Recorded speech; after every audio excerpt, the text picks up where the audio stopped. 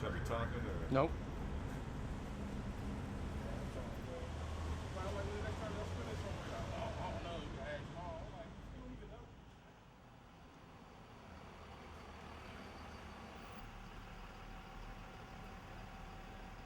I graduated order dice in '96, and I think the majority of my folks, my friends, they bounced.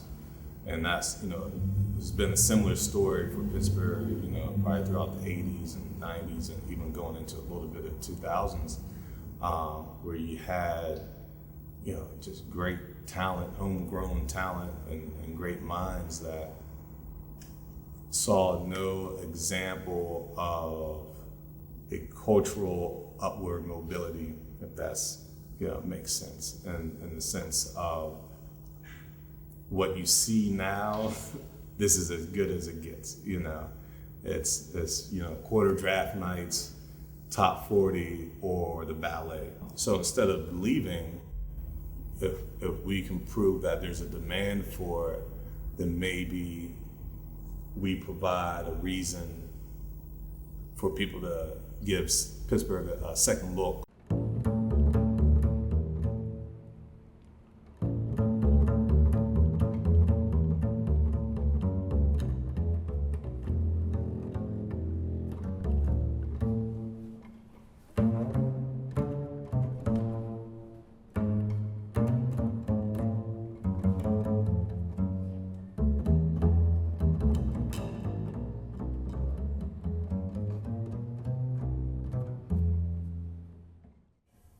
I am Tim Guthrie, aka Smilo. My role at the Shadow Lounge initially was a patron like many others and just showing up, stepping on an open stage and freestyling. And that gradually grew over those first couple years to the point where I bought in and became an owner in 2004. And that kind of started, the next decade of my life. Rolling. Rolling. My name is Justin Strong. I own Seventh Movement Development LLC, primarily known for starting the Shadow Lounge. Shadow Lounge was developed as a space for artistic and social expression. A home for artists, essentially, of all types. The loners and the weirdos and the people that didn't fit in, this became their daily, weekly, monthly hangout. It was just a hybrid mix of, a club, a lounge, a bar, a venue, an art gallery, a meeting space, this community meeting space. In the beginning, I was just an MC that was glad to have a stage, was glad to be around people that could freestyle. A great place for me to be inspired, essentially. For me, Shadow Lounge always wanted to be that first stage for a lot of people, kind of hone their skills and even discover, their skills. Originally, it was supposed to be in Oakland, and it was supposed to open in '99 and '98, and lived on paper for like 2.5 years, and looked at several different venues, and when we found this one down in East Liberty, no one was thinking about.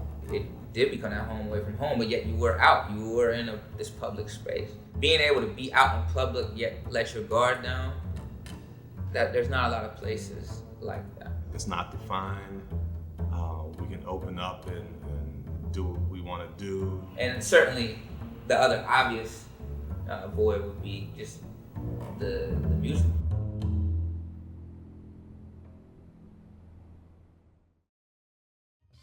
There's a store in Harlem owned by some Puerto Ricans. I left 2 CDs there. And it was a beautiful store. I said, will you sell my CD? And you keep the profits. I just want my CD sold here. And they were like, yeah, man. I was like, I wish it was that easy in Pittsburgh. This next song is dedicated to Harlem and East Liberty. It's like the same thing going on in 2 different places, you know what I mean? Yeah.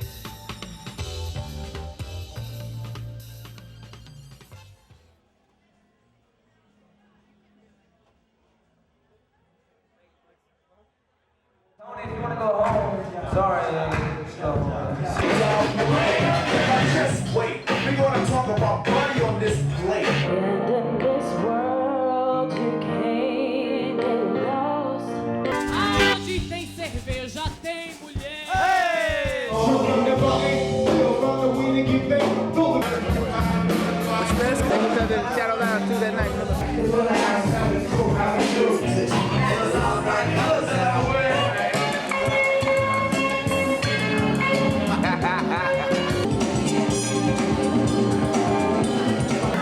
Come on, the maestro, interval.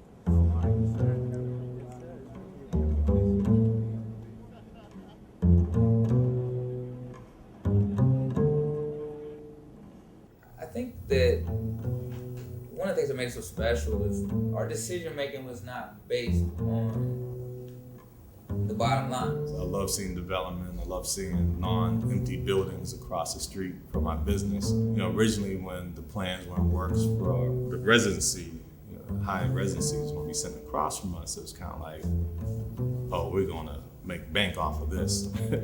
And I think shortly we realized that what we had to offer wasn't going to fit. It was going to be hard for me to almost change who I was or am and what we were just to appease a new group of folks that 10 years ago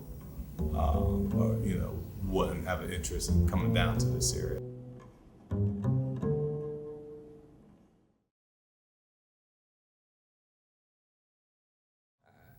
I just wish it was, we could have done another decade, I guess. More of those memories could be created.